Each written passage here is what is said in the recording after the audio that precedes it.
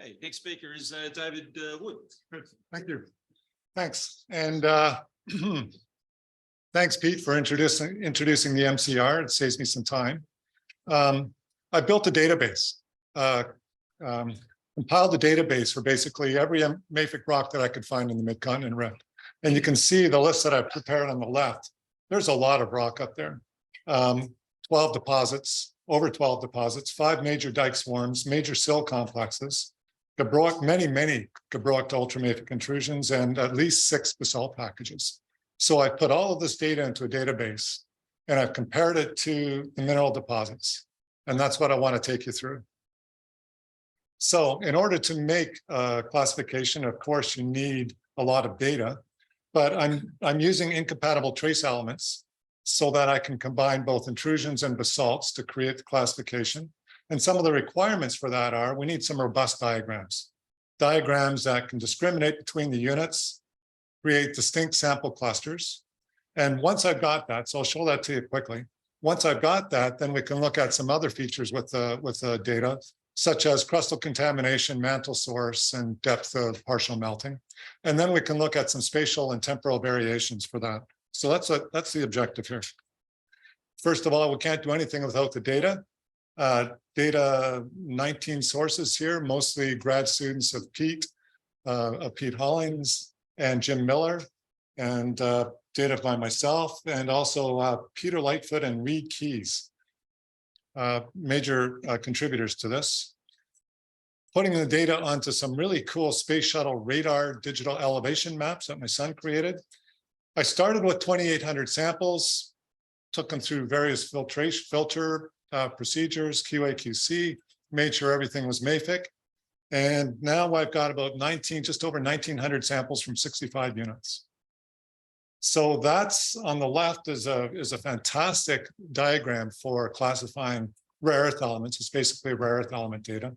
And for those of you who haven't seen this, Lambda 1 produced by some really cool math to create coefficients for the curvature of rare earth elements. So Lambda 1, basically that's the slope, and Lambda 2 is the curvature, whether it's positive or negative. And it works for the database. We've got 10 groups, and I've created the contours for the groups based on kind of an iterative process. You go back and forth between the unit and the density. It's an aisle gas density contour map. Go back and forth between the units and the density map here to create 10 units, and then plot the same data over on the right with a different element pair. And so the groups that we create on the left also are nicely resolved on the right. So that's pretty good indicator that the database and the classification scheme is solid. And as you see, I go through the rest of the presentation, it works quite well. A couple of key things to see here. On the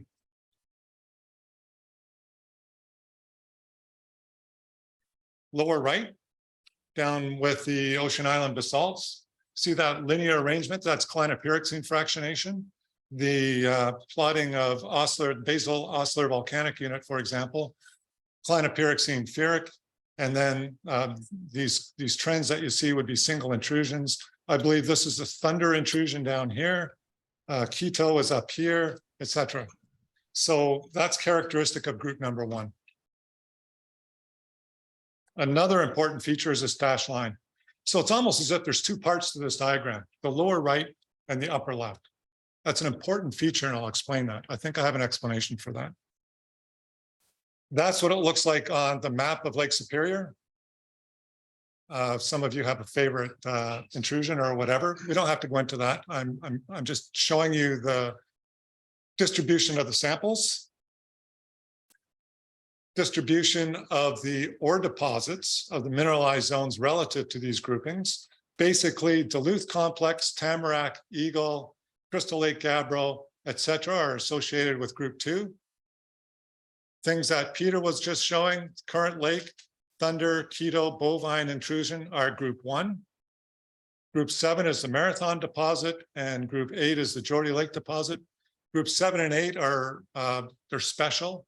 They're associated with number 8 is alkaline rocks, and group 7, the Marathon deposit, that's in the Coldwell complex. I'm not going to spend any time on those. Basically, those are derived from a metasomatized mantle, and we'll just leave those aside for now.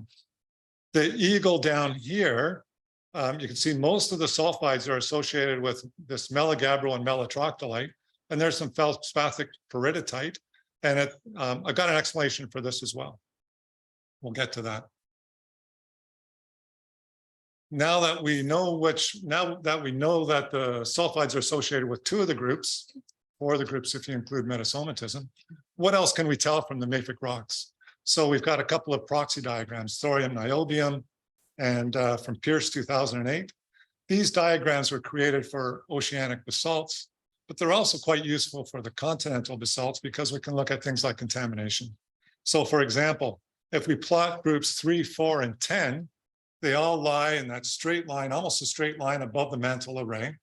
So it suggests crustal contamination, but there's a problem with that interpretation. It's really hard to reconcile that distribution with a contamination model such as this. There are no tails to the samples. In other words, there's no weakly altered contaminated samples pointing back down into the mantle array. So this is a rather special situation, I believe. And I'm going to call that, for now, I'll call that mantle type A. And then we have groups 2 and 5, and they do show the tails of samples going, the least contaminated samples going down into the mantle array. That looks like good old astenospheric mantle, the mantle array that has been contaminated by crustal material. So we'll leave that at mantle type B.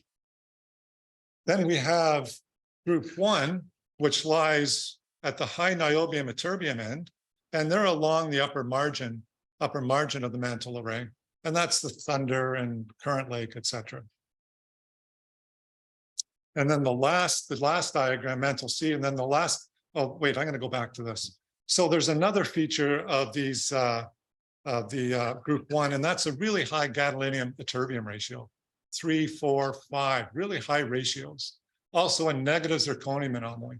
Those are key features of group 1, and I'll get into that later, what it means. And then lastly, the location for the Geordie-Wolfkamp series and the Marathon series, high niobium and terbium within the mantle array, but these were derived from a metasomatized mantle, as I've already said, really high lanthanum, middle rare earth element, light rare earth element, and middle rare earth element compositions. I won't say too much more about those. Okay, so there's something else we can do. We can look at the titanium niobium proxy for the depth of partial melting. This is another diagram of Julian Pierce. And these are all of the basalts in the Midcontinent Rift, all of the basalts. And we put them all together, and we see groups 1, 2, 5, 3, 4, 6, etc. There's a nice trend happening here. That's the line that I showed on the lambda 1, lambda 2 diagram that separates the 2 groups. Remember, there was the lower right and the upper left, and there's that solid line that was separating them. That's the solid line right there. Okay. And so it looks like, remember the diagram for the Eagle deposit had melagabbro and feldspathic peridotite that were trending between groups 2 and 5. There's a trend right there for groups 2 to 5, right there, that groups 2 to 5. And it looks like there's a continuum between 5 and 2, and that would explain the continuum that we saw in the Eagle deposit.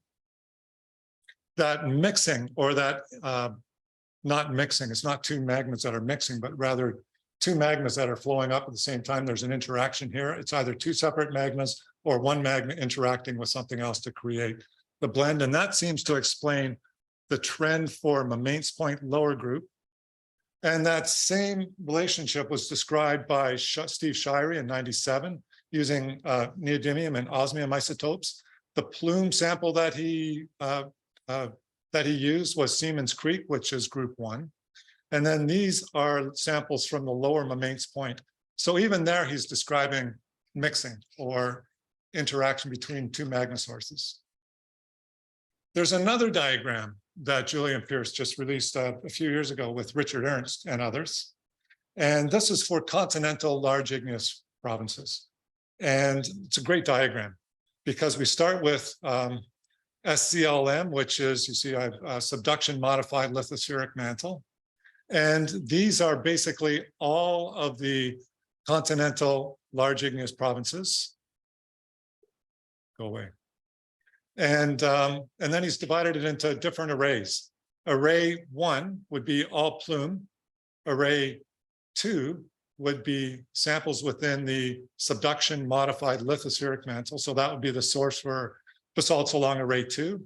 Array 3A would be Morb type, interaction between SZLM and Morb. And then this term, this curve on the right would be SZLM to a plume. So now we plug in the basalts from the Midcontinent Rift, and they nicely follow along some of these trends. So recall I said groups 3 and 4, they were the ones that were straight line above the mantle array on the thorium niobium space.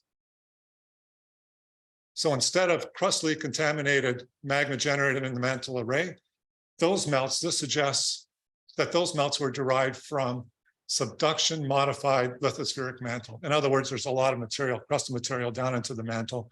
And that unit of SCLM partially melted to derive groups 3 and 4.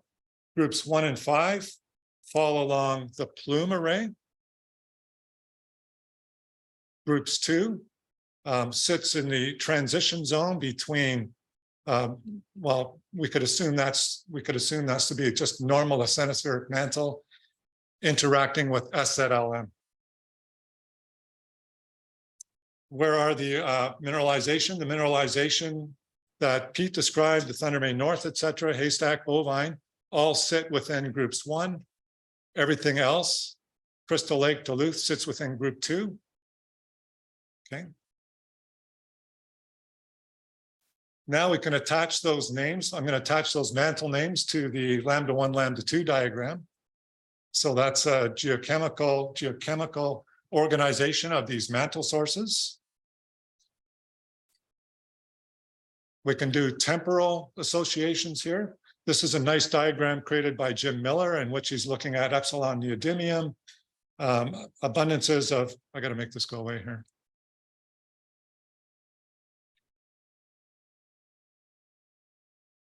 And where was I? Okay, so increase in silica content of the partial melts, two major timelines of mafic magmatism, etc.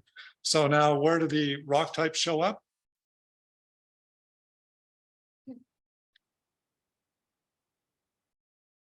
Metasomatized mantle, deep plume, asthenosphere, and the plume are all erupting magmas in the early stages of the evolution of the MCR. And what I've highlighted here is showing up here. The next, as we progress in time here, getting close to the hiatus stage, we get melts from the SZLM, which is I've called EMORB 3 and 4, as well as the normal morb at Mamain's Point. And then in the latter stages, just the asthenosphere is generating melts, and that's the red square right here, group 2.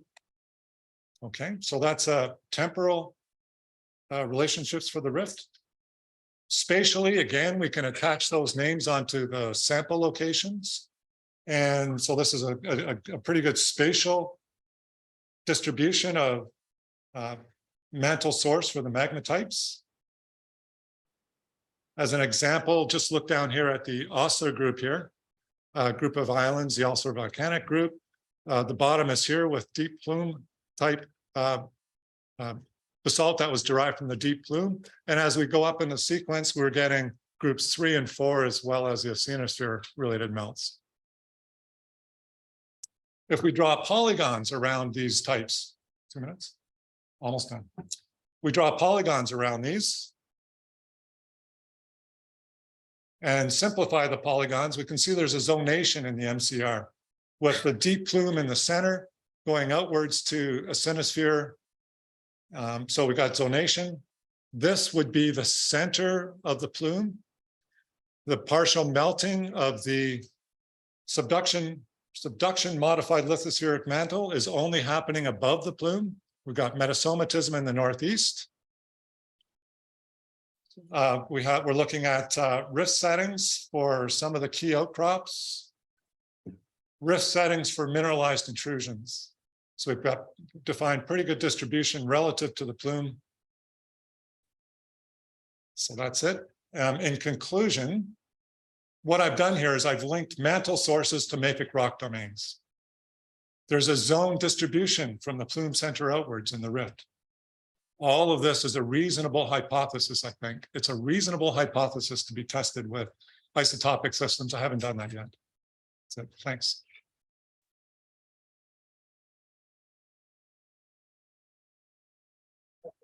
Great talk there. I love the use of geochemistry. Maybe one question. You got off lightly. Good, thanks.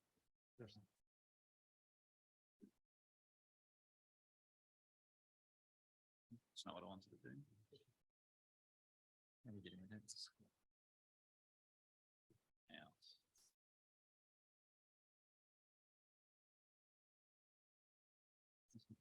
Exit.